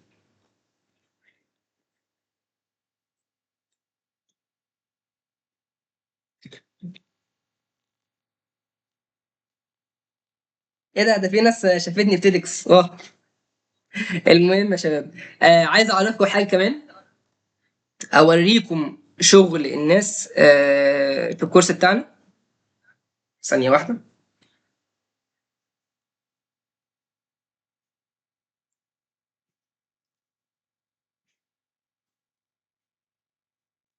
ده شغل الناس حرفيا من خامس سيشن حضروه معانا في الكورس. ده شغل الناس. تمام. بدأوا يطلعوا شغل من ربع سيشن حرفيا. تمام. شايفين شغل الناس ده كلها تصاميم سوشيال ميديا، ناس بدأت تعملها من ربع سيشن. تمام، وبدأوا يطبقوا على حاجات اكتر واكتر. ف احنا كده خلصنا السيشن بتاعتنا. تمام، اللي حابب يكمل، احنا دلوقتي نقلنا على تاني حاجه، تاني جزء من السيشن عندنا. تاني جزء اللي هو ايه، معايا شويه شغل الناس، هنحاول نحسن الشغل ده، ونحاول نشوف الشغل ده هيتحسن ازاي، وايه الاضافات اللي ضفناها هينقل الشغل بتاع الناس ده لحاجه تانية. يعني مثلا الشغل ده شغل حد جميل جدا لسه بعته قريب، ديزاين جميل جدا. فمن الحاجات التحفه يعني اللي ابهرتني، ومن اوائل الناس اللي ابهروني يعني. تمام. فاحنا كده خلصنا السيشن او الجزء بتاع السيشن الماركتينج والسيلز، وعرفنا ازاي نماركت نفسنا ونبيع المنتجات بتاعتنا. تمام. ندخل بقى على الجزء الثاني، وهي تقييم شغل المتابعين وازاي نحسن الشغل بتاع الناس. تمام.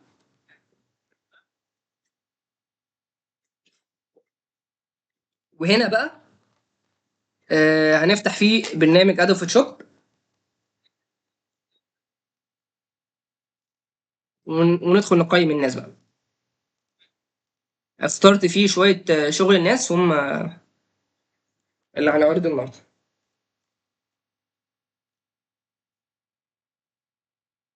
طيب ابعت لي برايفت وانا هتكلم معاك يعني. تمام. ابعت لي برايفت وانا هتواصل معاك يعني، للي بيقول عايز نقيم شغله كده. اه، في ايفنتات جايه ان شاء الله قريب، ما تقلقوش، هنعلن عنها باذن الله. فين؟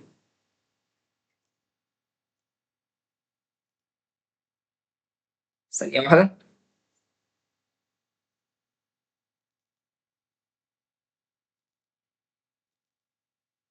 هنا نيجي بقى على الديزاينات الجميله بتاعت الناس. مثلا هنبدا بالديزاين ده. الديزاين ده من الديزاينات الجميله جدا اللي عجبتني في الاول برضو. ثانيه واحده. تمام. الشغل هنا كل حاجه ظاهره، كل حاجه ظاهره لكم. ده تمام، صوت حلو.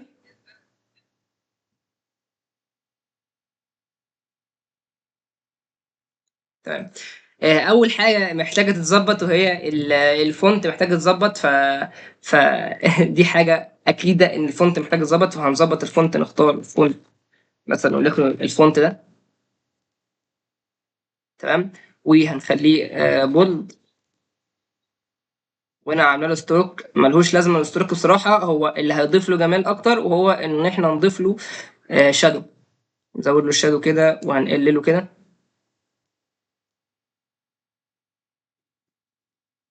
تمام. ونزود، نقلل السبريد ونزود ايه كده، هيبقى ايه، هينطق اكتر واحلى.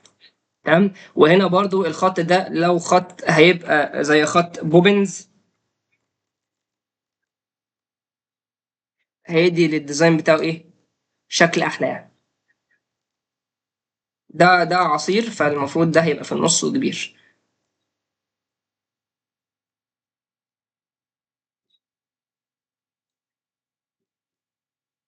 المفروض ده يبقى هنا، بس احنا ايه، المفروض نشيل كل الحاجات دي وننزلها تحت شويه.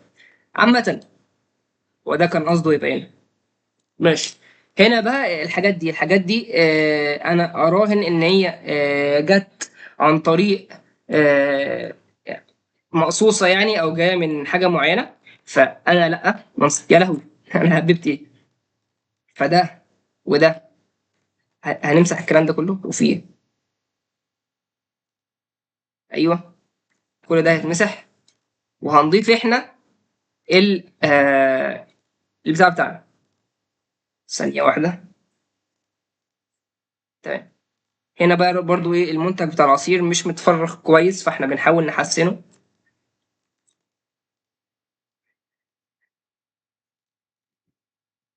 نحاول نفرغه بقدر الامكان بشكل احترافي وحلو. تمام. هنا بقى حته السحاب، انا السحاب اللي جابه ده، السحاب اللي جابه ده كان جايبه بي ان زي. منين جاب الظل؟ ازاي الظل؟ لا لا، ده هنا حاجه اسمها دروب شادو. فالدروب شادو ده انا اتحكمت بيه. فالظل هنا عايزين نعمل ظل، احنا هنعمل ظل ازاي؟ عشان الناس اللي مش عارفه الظل ده بيتعمل ازاي. ثانيه واحده. يعني الظل هنا معمول في الشكل، في الشكل نفسه. ثانيه واحده.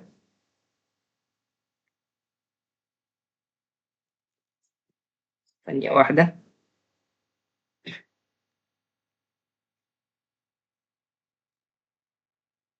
تمام. وهنا برضو في حاجة هنا محتاجة تشيل. في حاجات كتير قوي هنا محتاجة تعدل.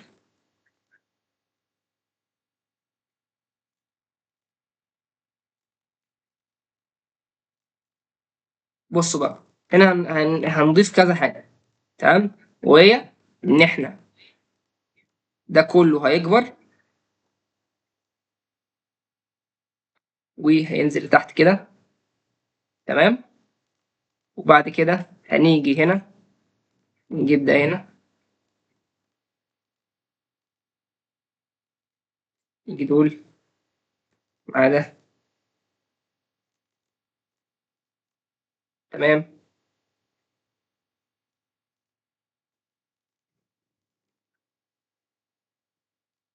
زي الفل. هنا بقى عايزين نعمل سحاب. احنا هنعمل سحاب ازاي؟ انا هنا محمل كذا برش للسحاب. هنا اهو. اللي عنده اي سؤال ممكن يسألني عادي يا شباب.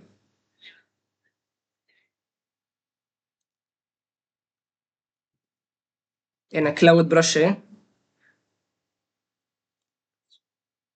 هو فاضل كتير؟ لا بص، يعني هي دي اسمها المحاضرة المفتوحة.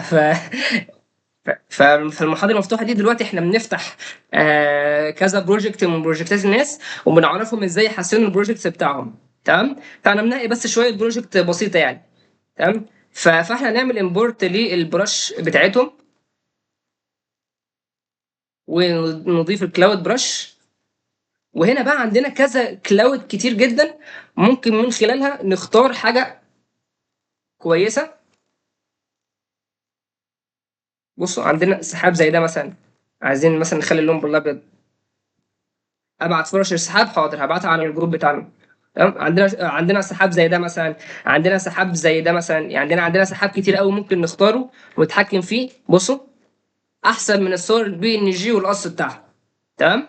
آه هتحط هترتاح. شايف؟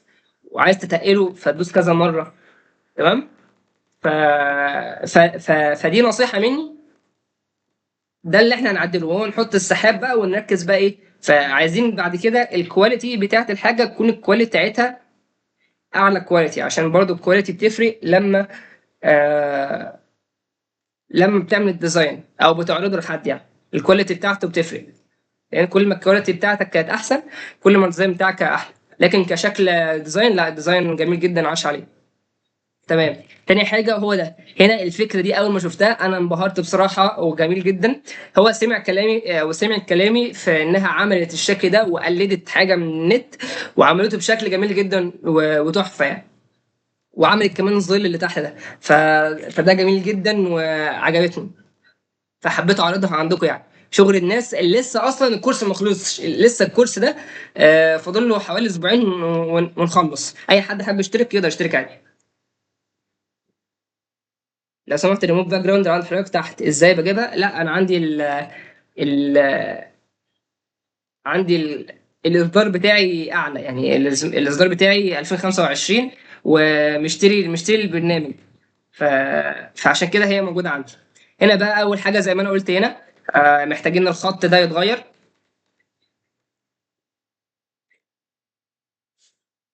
انا مثلا اختار خط زي ده. اوه، ده انا عرفت ليه. هو بايظ كده. تمام. هنعمله كده. ما عرفناش ايه. كوكونات بيري، ماشي. ماشي. اول حاجه نغير الخط ليه؟ لبوبنز. الخط ده بينفع في اي حته في اي مكان حرفيا. تاني حاجه هنقفل ايه، هنقفل دي وهنقفل دي. تمام. كده هنيجي هنا نسيب مسافه، بعدين هنضيف ايه، نضيف دي. تمام زي الفل. هو الخط ده كويس جدا. وانا ايه، هنكتب ريد بول بشكل كبير. ريد بول. ممكن تكبرها، او انت ممكن، يعني ممكن نكبرها كده وممكن. بص احنا كبرناها ازاي، كبرناها كده. ممكن بقى نعمل فيها كذا حركة. ممكن مثلا نعمل لها ستروك، وبعد ما نعمل لها ستروك هنعمل لها ستروك بنفس اللون، بنفس اللون بتاعها. تمام. ونخلي الستروك بتاعها 2. تمام. ايه ونقلل الفيل. بص عمل ازاي، عمل افكت جامد جدا الافكت ده. وده كنا شارحينه عندنا في البيج بتاعتنا، ازاي نعمل الافكت ده عندنا في الخطوط. عندنا ممكن مثلا حاجات كتيرة ممكن نعملها، بس ايه، نكمل الكلام ده. تاني حاجة ممكن نحط ووتر سبلاش. ممكن نجيب ووتر سبلاش جامدة حلوة. هنجيب ووتر سبلاش.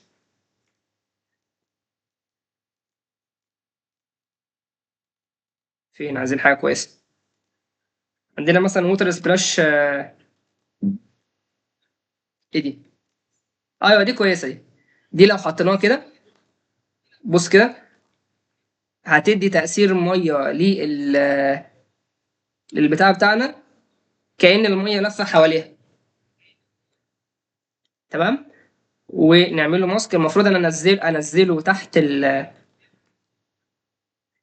البتاع، لكن انا مكسل بصراحه أنا ادور على اللاير وانزله. بص احنا دلوقتي احنا بنحاول. بص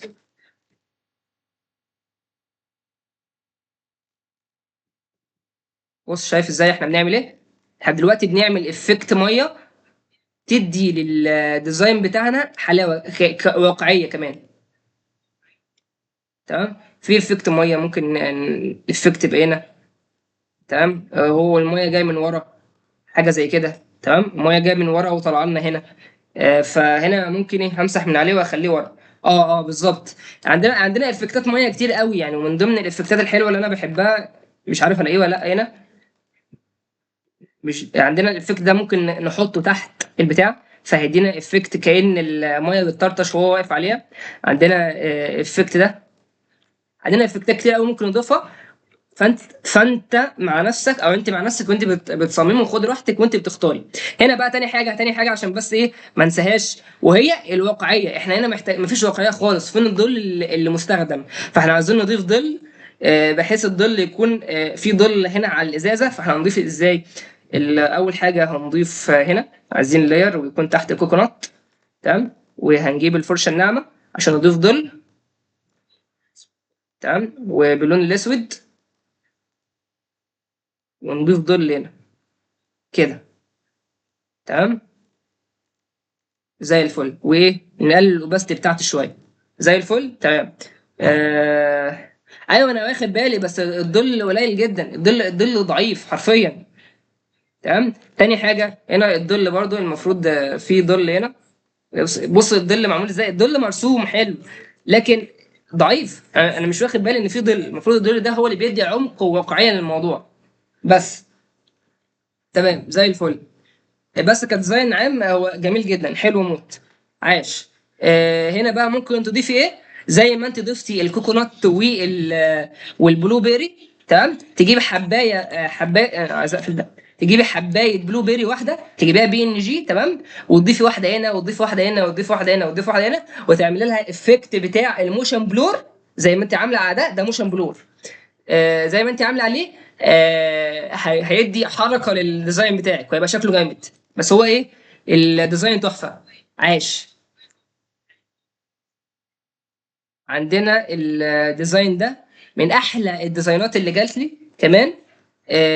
بس العيب الوحيد اللي انا شفته يعني، وهو ان الكواليتي بتاعت الحاجه، مش الكواليتي بتاعتها مش عاليه، حرفيا الكواليتي بتاعتها مش عاليه. فدي برضو بتدي وجع للعين وزغلله للعين. انا عايز اعرف لو في حاجه عندي ماشي. ونقطة كمان هنا، وهي إن طبعا بعيدا عن الترتيب والجمدان بتاع الديزاين، وهي بص هنا، لو احنا زودنا مثلا ليمون وتلج زيادة، وكل واحد كان لوحده، وعملنا عليهم افكت اسمه فلتر بلور، اسمه موشن بلور، بص هيعمل ايه؟ هيدي افكت الحركة كأن الحاجة بتتحرك. تمام. وافكت جميل جدا، وهيحسسك بالحركه في الموضوع، وهيحلل الديزاين بتاعك. كذلك برضو ايه في الديزاين ده، لو جبنا دي حبات قهوه لوحدها، تمام، هو حط عملت هنا في الاخر فلتر ماشي. هنا الحبات القهوه حاطينها بس، ماشي. انا عايز ايه؟ انا عايز اجيب حبايه قهوه واحده، وليكن مثلا من الشكل ده. تمام، انا هاخد مثلا حبايه زي الحبايه دي، لاير فيها كوبي. تمام. كنترول سي، كنترول في. تمام، واعمل لها ايه؟ كونفرت تو سمارت واكبر. فيحصل ايه هنا؟ هنا بقى ايه، اقدر اتحكم في الحبايه زي ما انا عايز، واكترها واكررها براحتي. انا مثلا عايز حبايه قهوه هنا، وحبايه قهوه آه، تمام ماشي صح. حبايه قهوه هنا كبيره. تمام. حبايه قهوه هنا كبيره.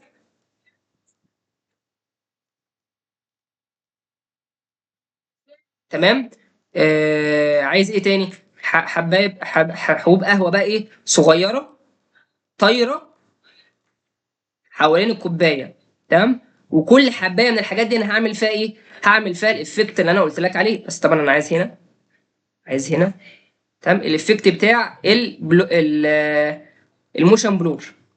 هعمل ايه؟ هجيب الحبايه دي، واعمل لها فلتر بلور موشن بلور. تمام. وهنزود، شايف عمل ايه؟ ادى افكت الحركه. لو احنا جينا هنا فلتر بلور موشن بلور، طبعا احنا بنقدر نتحكم في الافكت ده زي ما احنا عايزين من الانجل بتاعته من هنا. تمام. ماشي. عندنا هنا بقى هنعمل ايه؟ هنعمل له هنا فلتر بلور بس جازيان بلور. تمام. هيدينا ايه؟ احنا ما اخترناهوش اصلا. لا اخترناه، تمام. هنا فلتر بلور جازيان بلور. بص، هيدينا افكت الغمان ده. تمام. وفي الاخر بعد ما نعمل التصميم كله، هنعمل ايه؟ هنيجي هنا فلتر بلور بلور جاري ايرس بلور، ونطبق عليه الافكت بتاع العين. هيدينا الافكت ده، بيديك افكت تحفه جدا. بص، كانك بتحاكي العين البشريه بالظبط. تمام. وبيديك تركيز على المنتج بتاعك. تمام. بص كده، المنتج بتاعك مركز، وكل حاجه حواليه ملغوشه كانه عين بشريه. تمام. تمام. برضو كديزاين من غير ما اعمل الحاجات دي، وهو ديزاين جميل جدا وتحفه، وعاش بجد اللي عمله. ومظبط الالوان، يعني مظبط الالوان كل حاجه. يعني بصوا هو من غير الالوان عامل ايه. ثانيه واحده امسح الحاجات دي. بص من غير الالوان اصلا اللي هو حاططها، حاطط ايه؟ بص حاطط ده وده وده. ده حرفيا مظبط الوان كل حاجه، يعني ده المفروض الاساسي قبل ما يظبط الوان. لا بس تحفه، عاش قوي اللي عمله. تمام. تاني حاجه معانا، وهو الديزاين ده. في حد مجتهد جدا معانا، في حد جدا مجتهد معانا بيعمل ديزاينات حلوه زي دي، والديزاينات دي بجد تحفه وعجباني انا شخصيا. وهو حد مجتهد جدا. لكن النصيحه الوحيده اللي انا هقولها له وانصحها له، ان هو يخش على بنترست كتير، يعمل تغذيه بصريه كتير.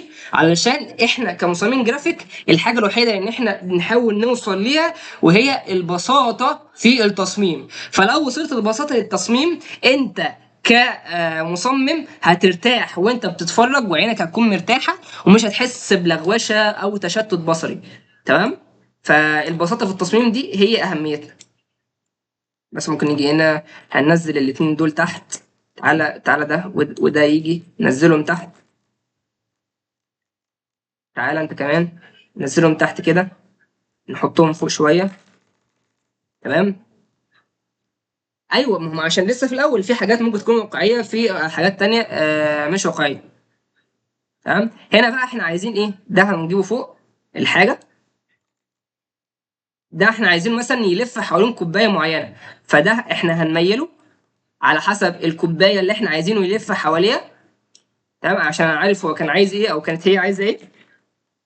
تمام. طبعا ايه، هنحط له ماسك. نمسح من هنا، هنعمل كأنه ظاهر من الناحيه التانيه.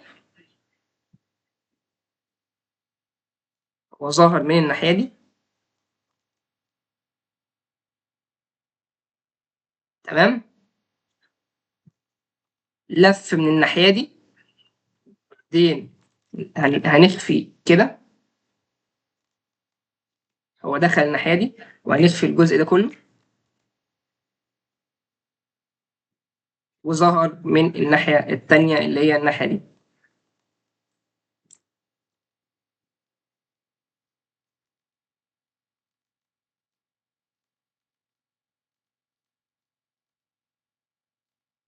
تمام. دي كلها طرق تفكير تقدر تفكر بيها وتطبقها في شغلك. لو انت عندك مثلا حاجه زي كده، هو دخل من الناحيه دي، دخل من الناحيه دي، بعدين طلع من الناحيه دي. تمام. تمام. الخط ده موك اب، لسه ما اتعلموش حاجه اسمها موك اب، فمش هتطرق ليه دلوقتي. بس هو موك اب. لو احنا جينا كده نغيره. بالظبط فاهم. تمام. ماشي.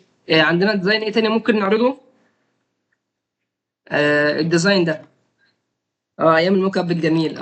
هنا اول حاجه انا هغيرها، وهو طريقه كتابه الفونت ده مش عاجبني اصلا.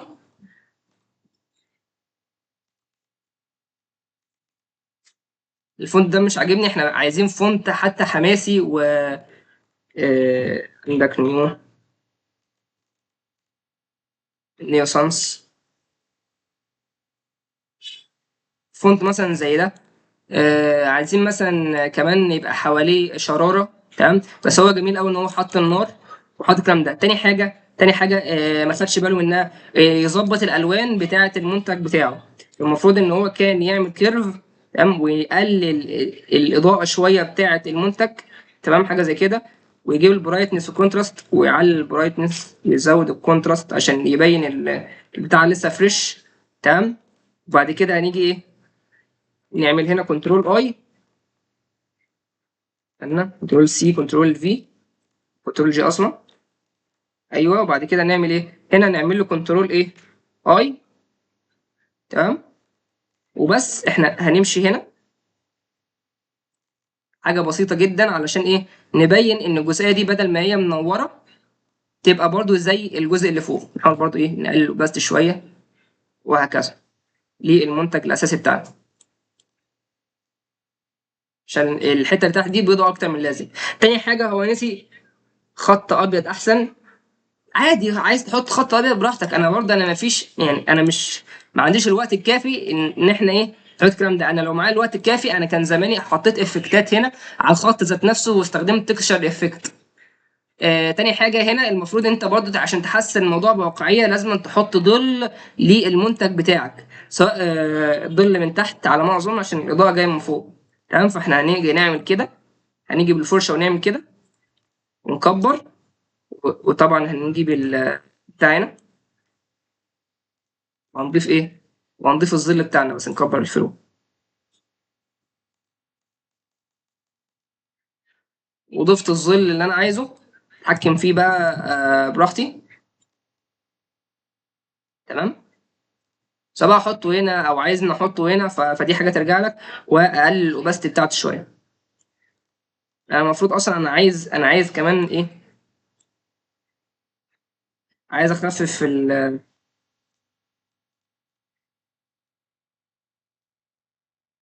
ايوه،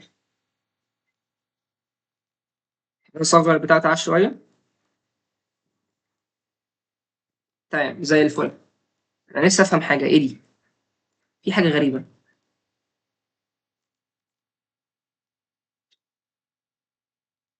اه ده من البرجر ذات نفسه. تمام. اه عاملين له دروب شادو. تمام. زي الفل. زي الفل تمام. انا ما اظنش لو احنا لعبنا شويه في الاضاءه والالوان هنظبط الاضاءه اللي تحت البيضه دي اللي زياده عن اللزوم. تمام. وكمان احنا محتاجين نحط علامه الفريم ده. ممكن نجيب ايه؟ ممكن نجيب حاجه كنت حاططها له في في البتاع بتاع امبابي، في التاسك بتاع امبابي. مش عارف هو فين. الثانيه، الثالثه، الرابعه، كان في الرابعه. ايوه كان ده. كنت حاطط لهم ده. لو حطوه تحت من تحت كده، تمام، ولعبوا في الحاجات دي، هيضيفوا حاجه، هيضيفوا لمسه جماليه تحفه قوي. هتدي البتاع شكل جميل. بص، ويقللوا الاوباستي بتاعته شويه. تمام. عمل افكت تحفه قوي من النار، كأن الدنيا من تحت بتولع. تمام. مع شويه تركيز بقى، وشويه لو احنا لعبنا في التكست، عملنا التكست بتاعنا كده.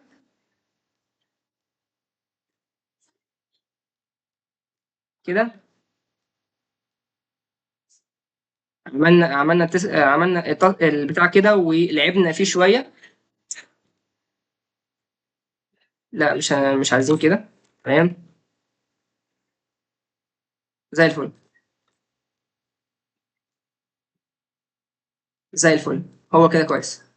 هنكبر ونحط شوية تكشر هنا، وشوية نار أو فلفل مكان خط معين، أو هنا مثلا ممكن نحط فلفل مكان الواو والجيم. الموضوع هيظبط جدا. تمام. تمام. آه... زي الفل. تمام، لكن طبعا احنا بنحاول نخلص بسرعة عشان معناش وقت. ممكن برضو نعمل ايه؟ هنيجي هنا بعد الخط اللي احنا بوظناه ده، هنيجي على الخط. تمام. هنعمل ايه؟ هنعمل كده. هنسيب علامة، ونيجي كنترول، نحط كده، نعمل كده، وهنعمل كده.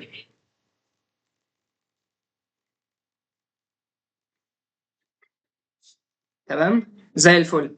هنيجي نعمل كده. زي الفل كده الخط بتاعنا كده. ده حاجة احترافية. احنا عملنا ايه؟ عملنا كنت جينا هنا عشان نعمل الخط ده، واحنا بالعربي عملنا شيفت ت. شيفت ت او شيفت جي. فهو اللي عمل لنا عمل لنا الخط ده. تمام تمام. بعد كده هنعمل ايه؟ هنيجي هنا نعمل لها ماسك. تمام. ونمسح الجزء اللي على على البرجر ده. شوف كده حصل ايه؟ نقل الديزاين بتاعك لحته تانيه. غير بس اللون، والعب في اللون وظبط اللون بتاعك، هتلاقي البتاع بتاعك بينطق معاك. تمام. وانا برضو انا مش عارف ليه انا حاسس ان انا عايز انور ورا البرجر، واحط كده ايه نور باللون الاحمر ولا حاجه. تقريبا هي فكره وحشه على ما اظن. فكره وحشه ومش هعملها. هي تقريبا.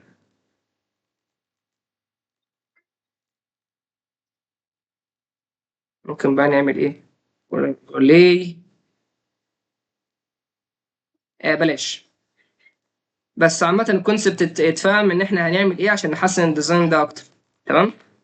تمام. نيجي بقى ايه تاني؟ نيجي تاني بسم الله الرحمن الرحيم. عندنا ديزاين ايه تاني ممكن نحسنه؟ في ديزاين هنا كوفي برضو. تحسهم كلهم كانوا عايزين بتاع كوفي ده. تمام. الديزاين ده برضو من الديزاينات الجميلة أوي اللي أنا قابلتها. تمام. برضو نفس الكلام، الفونت ده وده محتاج يتغير. هنا محتاج يبقى بولد شوية عشان ده العنوان، فالمفروض يبقى بولد. تمام. وانا ماشي. وهنا برضو هنا الفونت ده محتاج يتغير.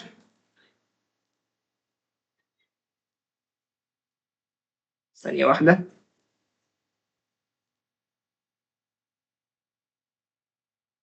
الفونت ده ونكبر ده شوية ونصغره. نصغر ده بس. هتلاقي الموضوع نطق معاك، وهو بصراحة يعني برضو نفس الكلام هنا، الفونت ده برضو محتاج يتغير. أغلب الكلام اللي محتاج يتغير هو الفونت. أنا عارف إن صاحب الديزاين ده هيدخل لي على الخاص دلوقتي عشان أنا عارفه وهيشتمني عشان بعدل في الديزاين بتاعه. تمام. تمام. زي الفل. محتاج ايه برضو، وهي ان الحبوب بتاعه الحبوب الفرديه دي لو خدناها، واخد الديزاين كله على بعض دول، ماشي، لو خدناها وعملنا معاهم موشن بلور كانها طايره، هيضيف للبتاع جماليه وحلاوه برضو. وبرضو ما راعاش الظل، المفروض يبقى فيه ظل ورا، بس تمام، محسوبه له يعني عشان ملهاش لازمه تضل قوي هنا، بس زي الفل يعني. ديزاين جميل جدا. ولو انا هتكلم على حاجه، المفروض الالوان بتاعه الفونت تتغير والخطوط يركز فيها اكتر. بس ده كل الديزاينات اللي انا تقريبا في المحاضره دي عرضتها وقلت العيوب بتاعتها. العيوب بتاعتها مش في ديزاين واحد، العيوب بتاعتها في الديزاينات لكل الناس. اه لا، هي كده كفايه. كفايه هنا بقى. ده شكل من احلى اشكال الدمج بصراحه. كان بصراحه شكل جامد. هو حرفيا انا عايز اقول لكم بصراحه هي الحاجات قليله جدا، فانا هوريكم عمل ايه. هو جاب ده، جاب الخلفيه دي ولونها، وجاب الحاجات دي، مع انه كان ممكن يعملها اصلا ببرش، ينزل برش اللي هي سموك برش. تمام. وجاب نار وحط الذئب ولونه شويه. المفروض كان يظبط الذئب اكتر من كده، والبنت ولونها. كمحاوله اولى، هي بصراحه تحفه جدا وجميل جدا وبشجعها على الموضوع ده. إيه، ما محتاجه اكتر. بسم الله الرحمن الرحيم. محتاجه اكتر واقعيه، وهي انت شايف في اصلا سورس اضاءه ورا، فالمفروض الجزء اللي ورا ده بس اللي هيبقى باين، وبالراس بتاعه الذئب، وهيبقى فيه عندنا محاضرة للإضاءة، فهنشرح فيه الإضاءة بتمشي إزاي، وإزاي نرسم الإضاءة بشكل احترافي. وهنا البنت برضو، هنا الإضاءة جاية من الشمال، فهو سورس الإضاءة هنا، فما ينفعش البنت أصلا الإضاءة بتاعتها كده. لكن بصراحة كشغل جميل جدا، وأنا بصراحة عاش جدا على المجهود الرائع ده. فتحفة. يعني أنا يعتبر كده خلصت بصراحة المحاضرة كلها. المحاضرة كانت كام؟ يا ساعة ونص، مش كتير، مش كتير خالص. الناس طبعا زمانها ماتت مني. انتوا متوا، انتوا عايشين. انا في 18 واحد بسم الله ما شاء الله معايا. يعني هل ال 18 دول مستمتعين؟ يعني انتوا متاكدين ان انتوا مستمتعين وهكذا؟ في حد بعت لي تصميم برايفت. واه.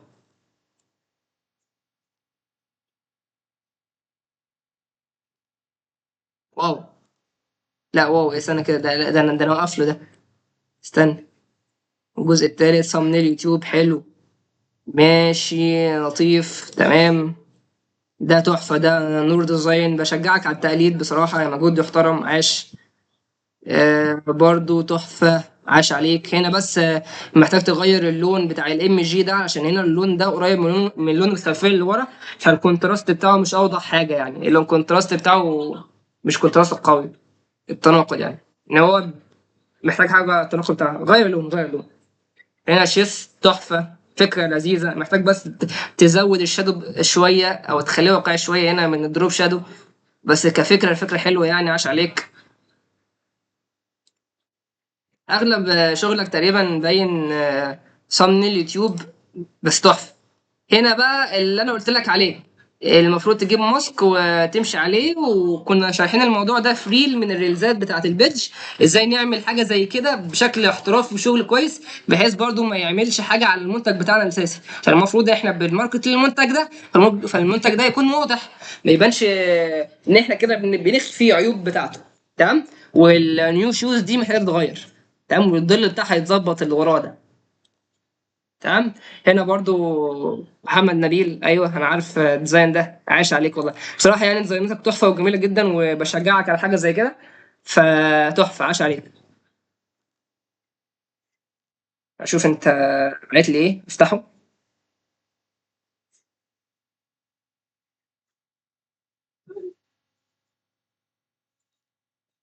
اه هو الام جي. رايق. حلو. لا يا عم ماشي. ما زي ما قلت لك كده اللون بتاع الام جي حاول تظبطه السيكا. هيفرق معاك جدا. بقى جميل. حلو. والكواليتي بتاع الحاجات اللي انت جايبها تحفه. لا عاش عليك، عاش عليك يا صديقي، والله جامد جدا. المهم احنا خلصنا. هو عربيه لو حبيت تعدي تعدي. انتحروا. كنا 42 انتحروا صح. اللاب هيفصل يا دكتور انا. لا مش هيفصل، حطه في الشاحن ها. لا انت حطيه في الشاحن. بس لا عامة احنا كده خلصنا يعني. اتمنى انكم كلكم تكونوا استمتعتم ومبسوطين يعني من السيشن دي، وخاصة السيشن بتاع الماركتنج والتسويق، واكون ان انا وضحت لكم بتاع ازاي تسوقوا وازاي تماركتوا لنفسكم بطريقة احلى، وغيرت تفكيركم بخصوص التسويق والماركتينج. فطبعا اللي معايا في الكورس سواء كنت معايا في الكورس بتاع دلوقتي او في الكورس بتاع المره اللي فاتت بتاع تيدكس، احب اقول لك يا صديقي علشان تماركت نفسك وتسوق نفسك، افتح صفحه. مش لازم تكون باسمك، اعملوا اسم مستعار، افتح صفحه كده زي صفحه اف تو اي، ويبقى ده البراند الخاص بيك. نزل فيه ديزايناتك اول باول، ونزل فيه تطورك. مش لازم انت ماركت نفسك بس، نزل فيه اول باول. برضه تكون صفحه معتمده تنزل فيها الشغل بتاعك اول باول، والناس لو حابه تبص على شغلك تبص عليها، زي طبعا زي البي هانس ولينكد ان والكلام ده كله.